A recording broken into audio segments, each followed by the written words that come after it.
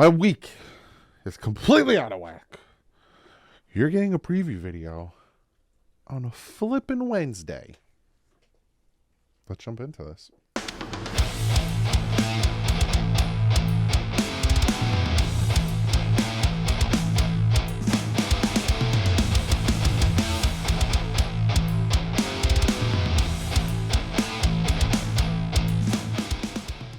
What is up, Finn fans? We got a lot to talk about. Like, I'm talking a lot. We got a lot to talk about, a whole lot to talk about.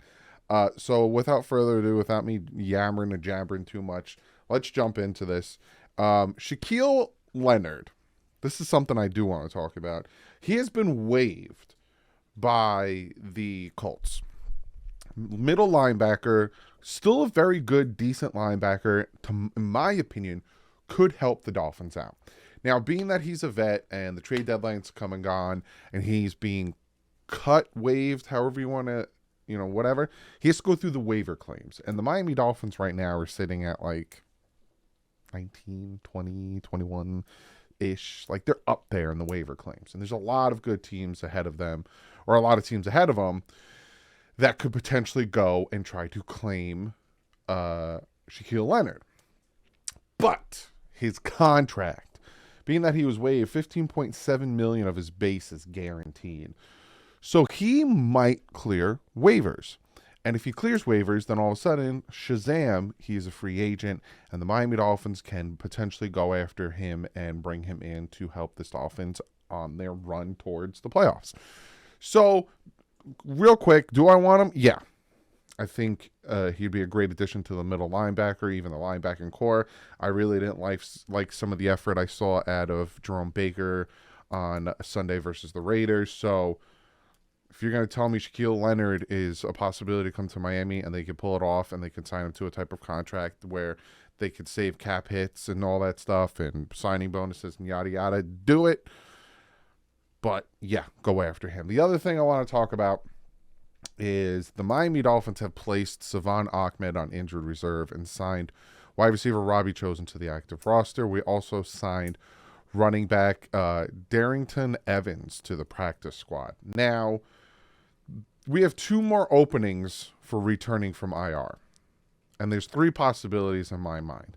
Isaiah Wynn, Brooks, and Ezukama. I don't see Wynn coming back from what I'm hearing. He's not ready to come back anytime soon, and it might look like it's a season-ending injury unless the Dolphins don't bring one of the other two I named back, and they, during the playoffs, he's healthy to come back and they can bring it back. Brooks seems like a possibility to come back. I think he can start practicing this week or next week, but we're kind of thin at running back. Now, Jeff Wilson Jr. won't be a healthy scratch this week. He was a healthy scratch last week because Salvon Ahmed is a special teamer and we needed the wide receivers because Braxton was inactive. So Jeff Wilson Jr. won't be inactive. We still have Raheem Mostert, and we'll see what's going on with Devon Achane. He practiced. So, and again, I'll get to the injury report, but I just want to give you guys those little updates. Also, I do have to shout out a few people. I do apologize for all this stuff. But, hey, I haven't done this in a hot minute, and these guys deserve the respect and the shout out. First, on the membership side, thank you guys so much for joining the membership. Lewis, Negron, Sticks and Stones, Dale Smith, Dino Shark, David Roach, Dare Asul, BDP 97, Gene Kent, Bjorn MD, Dark Life, Kevin Ice, and PG Pagans, I think that's how you pronounce your name. Thank you so much for becoming a member. And on the Patreon side, we have Joey Zarko, Vladimir Milord, apologize, Alex Grant, and Jason Kelly. On the Patreons, I got a little tidbit of information, so you Patreon members, not Patreons and members, just the Patreons, might get a special video. Maybe Thanksgiving. I think I'm going to do a special video for both members and Patreons. A special thank you video with some cool stuff in there. So again, if you're a Patreon, you'll get an email, a notification, but you also can check the Patreon for videos that will be up there. And members, it'll be in the community tab, but you probably also get a notification. One last thing, and I do apologize. I have to shout out today's sponsor, and that's BetUS. BetUS, America's favorite sports book, where you can bet on everything anytime. Sportsbook, casino, horse racing, live betting, and more. We have the best bonuses in the industry. That's right, get a 125% sign-up bonus. And to celebrate our 30-year anniversary, we are giving up to 30 risk-free bets, a truck, Super Bowl tickets, and more. Don't miss out. Play smart. Join now. BetUS, where the game begins. Click the link in the description. You get 125% bonus when you click the link in the description. So you donate 100, you get 125% matched, and 24-hour payout. Fantastic, really quick, reliable. Go check them out. Link is in the description. BetUS. Thank you so much for sponsoring this video. Now let's get into it. No more farting around. We're going to start with the Jets injury report. Now you might be looking at it like, what in the flip? It's a crazy week. They practice Tuesday, they practice Wednesday, and then the Dolphins travel Thursday. So they're not going to practice Thursday. So Tuesday's a walkthrough. So what you're seeing here isn't necessarily that they practice. It's, well, I don't know for the Jets, but for the Dolphins, it was just a walkthrough. Then today, as you're watching this, again, I'm recording this Tuesday night. As you're watching this, they will practice, and then Thursday they will travel. I hate Thursday games, and I hate short week games, but hey, what are you going to do about it? So you look at the Jets injury report here. Did not practice for them, which I think it even says, please note the New York Jets will conduct a walkthrough on Tuesday. So yeah, this is like if they did. Mekhi Becton, but he's dealing with an ankle problem. He's not going to practice nor play. Michael Carter II is dealing with a hamstring injury. He didn't practice. And Sam McGuavin, man, I used to root for him so hard. Didn't practice. Everyone else that is limited is Tony Adams, John Franklin Myers, Jermon Johnson, Chaz Surratt, Billy Turner, Quincy Williams, and Garrett Wilson. Other than that, full practice for them. And then on the Miami Dolphins side, you have Robert Jones and Durham Smythe would have been the only ones who did not practice. Everyone else was limited, from Devon Achane to Teron Armstead, Chase Claypool, Lester Cotton, Tyreek Hill, Robert Hunt, Alec Ingold, Austin Jackson, Raheem Mostert, and Braxton Berrios was a full, so he'll be back. From what I'm hearing, and this is from Barry Jackson himself, he said Robert Hunt told several of us that he will practice tomorrow, Wednesday, today for you guys, which is the only full practice of the week, unsure of Thursday's status. Robert Hunt does not miss, or did not miss, a lot of games. I think this is like the first time he has a possibility of missing 3 games. So he's going to fight hard to play this game. And the Dolphins need him in this game because they're going up against a very good defensive line. So it's going to be very interesting. And it's what we're going to keep an eye out for is Devon Achane, Durham Smythe. I would love to get him back. He really helps. And Robert Hunt. Those are 3 that I'm really going to keep an eye on. We need those 3 guys back. So that is the injury report. Now we're going to do the breakdown. We're going to do the Dolphins defense versus their offense. And if you look here, Dolphins defense, 12th. Total defense, 12th in the NFL. 12th. Passing defense, 14th. Rushing defense, 10th. The Miami Dolphins have a top 15 defense. Like, are you kidding me? Scoring defense needs some work. 23rd, tied. Sacks kind of went down a little bit. 9th. They need to get more sacks. Take a third down defense. 11th. That got much better.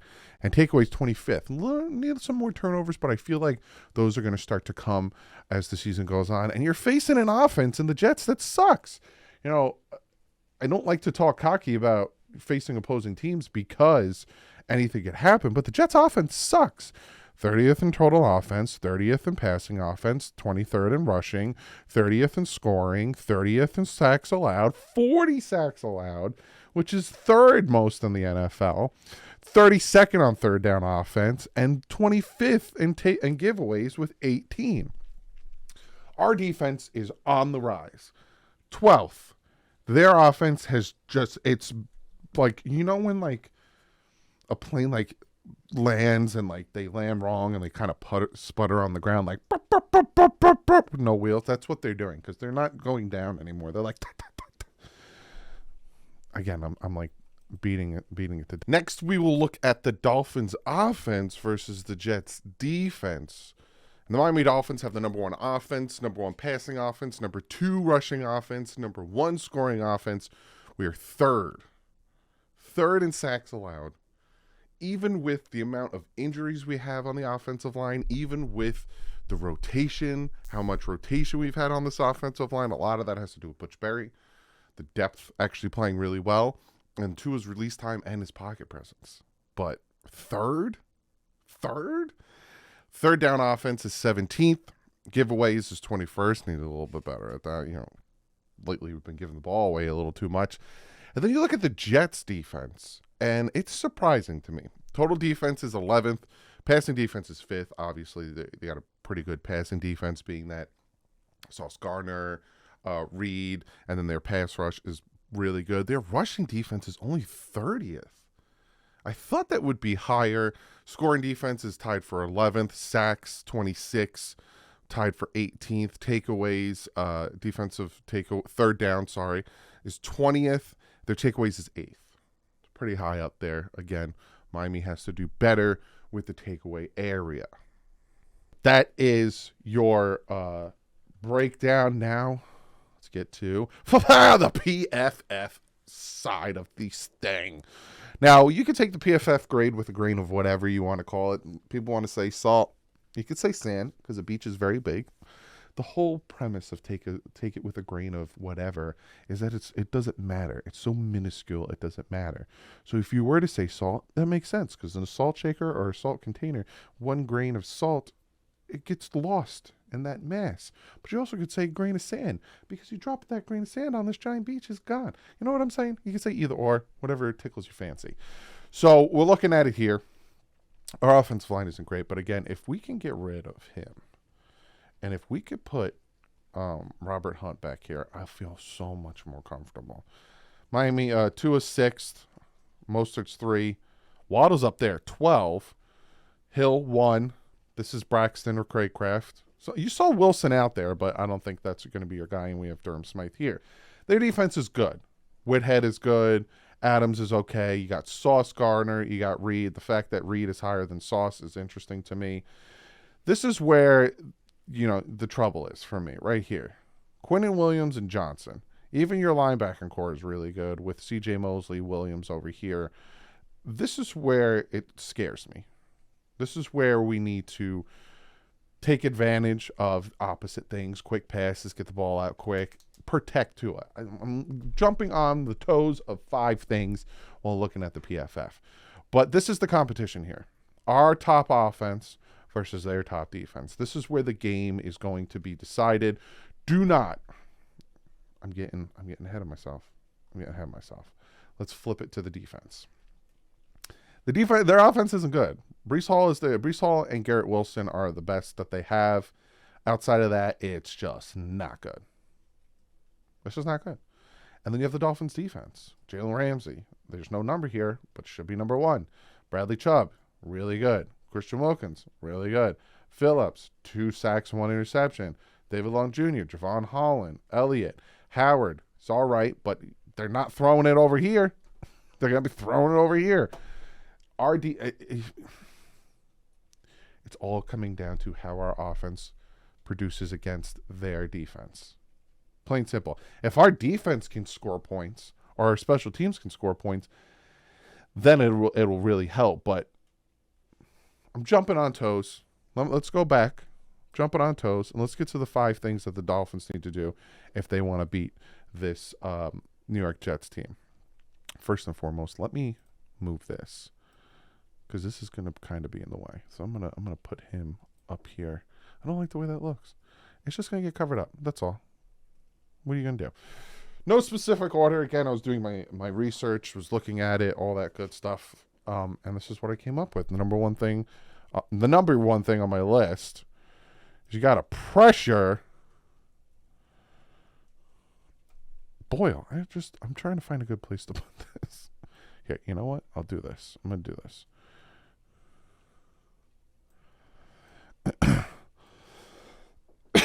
Number one thing, you got to pressure Boyle. The Jets' offensive line is not good. Third in giving up sacks with 40. They're number 2 in pressure. It's 27.9% pressure. But they're 20th in the NFL in getting blitzed. They give up the 3rd most sacks and the 2nd most pressure percentage, but they are only blitzed 20th in the NFL. They are not blitzed a lot, and they give up top 5 sacks and pressure. Take advantage of that. Make Boyle's life a living hell and have him make stupid mistakes and have Jalen Ramsey get a pick 6. Plain and simple. And a lot of people are like, you should want Zach Wilson over Boyle. Zach Wilson's more mobile than Boyle. Boyle, you can contain him in the pocket. You can get after him. Zach Wilson, he's going to take off and he's going to run on you. I actually am happy we're taking on Boyle. It's like when we took on Joe Flacco versus Zach Wilson. Much, much prefer that. So that's the number one thing on my list. Again, it's not the number one thing. It's just number one on my list. Number 2, we need the best of the offensive line. The Jets' defensive front is very good. They are 19th in sacks, but they are 4th in pressure percentage, 21.7. But they're 31st in blitzing, 16.9% of the time. They don't blitz a lot. The second least blitzing, but they will get after you. We need to protect Tua, and we need the best out of that offensive line, and also we need to be able to run the ball. Number 3 is you got to clean up the offense. You got to just... That Raiders game, the fan base was torn because you look at the statistics, right? If you didn't watch the game and you just look at the statistics, you saw how many yards the offense put up, and you saw, hey, they won 21-13 and 20-13, and you saw all that stuff, you're like, hey, so the offense did well.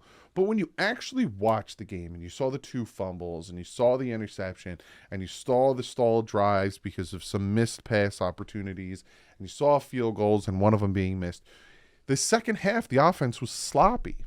You got to clean it up. They would have beaten the Chiefs if the offense didn't stall and didn't start waking up and playing until the second half. And obviously we already beat the Raiders. They got to clean it up. Now, am I saying the offense sucks? No, they're obviously, I showed you, they're number 1 in total offense, number 1 in passing, number 2 in number 1 in scoring, number 2 in no. But you got to clean it up, and this is where you have to clean it up because you're facing a Jets defense that will take advantage of the thing, and you cannot let this game slip away because you're causing turnovers and giving the Jets short fields that they could. We gave the Raiders 6 points. It's not like we turned the ball over and they marched down the field so the defense gave up those points. No, the defense 3-and-outed them after the turnovers, and they just kicked the field goal. Cannot have that happen with the Jets. You cannot allow the Jets defense to try to score any type of points because their offense is not scoring any points. So you got to clean up the offense. Number 4 thing on my list, trust the run. It happened in the Chiefs game where 2 runs got us down to their 31 and we didn't run it. And it happened in the Raiders game. On 4th and 1, you decide to run a bubble screen. On 3rd and 1, you try to pass and get cute. Trust your offensive line. Trust your run game, especially if Jeff Wilson's in there. Trust the run. Give it to your running backs on those short yardage situations. Now, I will say this. In this game, you are facing a front that has good defenders. Now, they're 29th in rush defense, or was it 29th? Yeah, it was low. Their rush defense wasn't as good. Not too great. So you have to trust the run. Continue to run the ball. If the run game is working and they're having a hard time stopping our run, whether you run it to Teron Armstead's side or whatever, continue to do it. Continue to do it and build off of it, because then all of a sudden they're going to bite on the run. You could throw it over the top, play action, all that stuff. Trust the run. And the 5th and final thing, and I had a hard time deciding with this one, but to me, you got to stop their weapons. Now, this isn't obvious, like, duh, Doug, but to me, if Garrett Wilson and Breece Hall are non-existent, then it makes your life so much easier on defense. But if Boyle starts to get hot, or the run game starts to somewhat get hot, regardless of how the offensive line is, and, either you're throwing checkdowns to Breece Hall and he uses his athleticism to get yards, or Breece Hall or Garrett Wilson is beating one of our corners, and Boyle's making the throws. We can't let that happen. This is a game where the Dolphins should show the dominance of our defense and then show that our offense is good enough to play with the top defenses in the NFL. So don't allow that to happen. You got to stop their weapons. Overall, my prediction on the game. Like I was saying, this is a game where you can finally show, hey, our offense can hang with top defenses, and our offense isn't, poo-poo. We stuttered on 2 games, but we're back. We just need to clean some things up. Dolphins, this is a game they should win, and they're gonna win. Because if not, don't let. I made a video already. Be different than the Dolphins of the past. Don't let it be like last year. You come out of the bye and you win, but it looks messy, and then you lose the next 3 games. Do not let it happen. Next 4 games, technically. Don't let it happen. Do not let it happen. You should beat the Jets. The Jets' offense is hot garbage. They have a quarterback in there that has barely played any NFL football. You should beat the Jets. You have to score 14 points, and you can beat the Jets.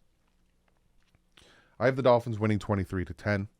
I think the Jets' defense is still good. I think they'll still stop us at points, but I think our offense is still good enough and is a top offense that we will score on their defense. 23-10. That it might be 21, and we get a safety. I don't know, but Dolphins got to win this game. It's a short week. That's what sucks, right? We got banged up. Some of our guys got banged up. We're only going to have 1 day of practice because we have to travel. The Jets don't have to travel, so they get that advantage of playing at home. It's going to be about 49 degrees during the game, about 8-mile-an-hour winds. My window open right now. It's hailing and raining. It's really crappy out. But put all that aside. You're the better team. You're 7-3. They're not good. Their defense is, but their team's not good. You should win this game. Like I said, 23-10. Dolphins win. And then we can enjoy the next 2 days of just sitting back watching other football. And maybe I'll make a video Saturday. I said I was going to take a mental break, and kind of relax because this week was very jam-packed. But I might say like who we should root for on Sunday. That'll help our odds, maybe get that number 1 seed. But other than that, comment below if you're a Jets fan. What could the Jets do to beat the Dolphins? And if I missed anything, like, hey, actually this, or that, comment below. Let me know. And other than that, I will see you guys on tomorrow. You're going to get a thing. Actually, later today, picks. Tomorrow, you're getting a Thanksgiving video. And I'll see you Friday, 3 o'clock. Me and my dad watching the game. But like usual, stay classy. Offense up.